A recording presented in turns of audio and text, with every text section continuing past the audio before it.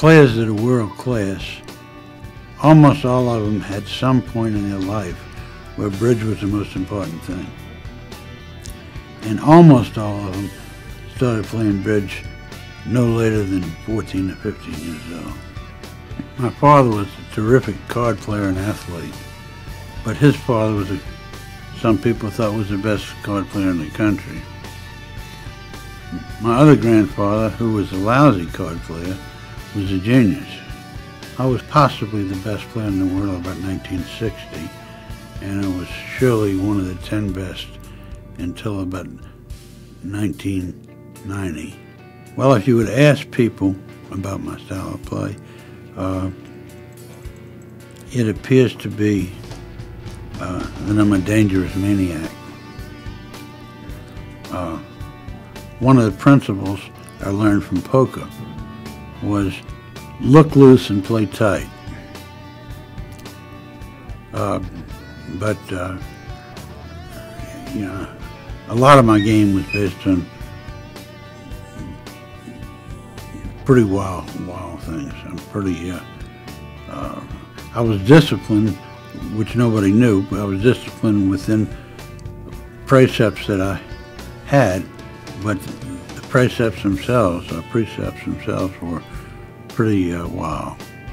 I had various mentors and honors, and from different ones, I learned different aspects of the game. Well, John Gerber was the one that played with me when I was 18 and 19. From him, I learned the two strongest parts of my game, which were tactics and defense.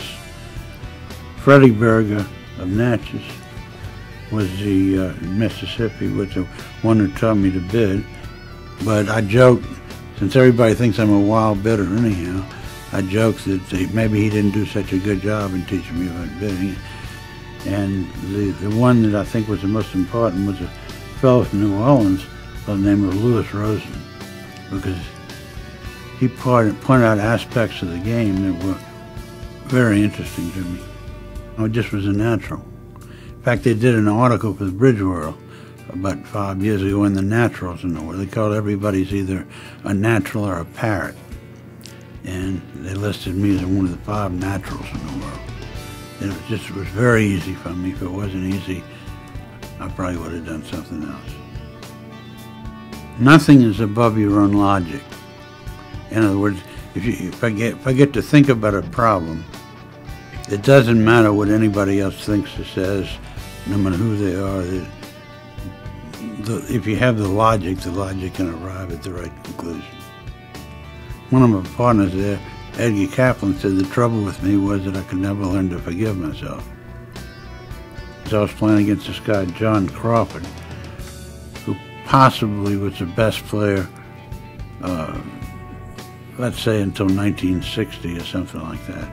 He was the one guy I could never beat, and he would beat me by distracting me.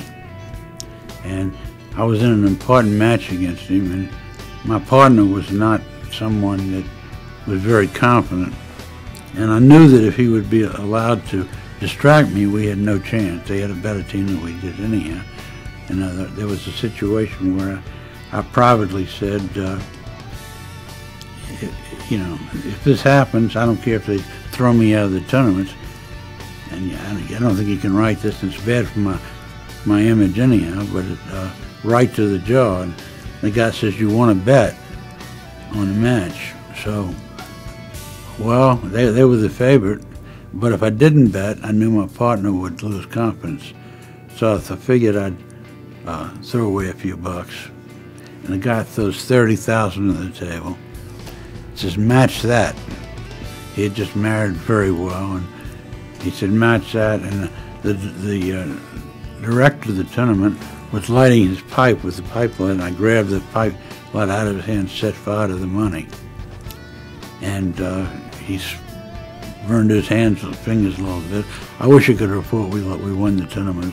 What would they beat us? I give an annual award, the Sportsmanship Award. And people are so intense that I try to encourage sportsmanship. Graciousness in defeat, generosity in victory, manners. You know, I say that bridge players are, they want, instead of desperados, they want to win, win, win. I want to change that to win with class and dignity.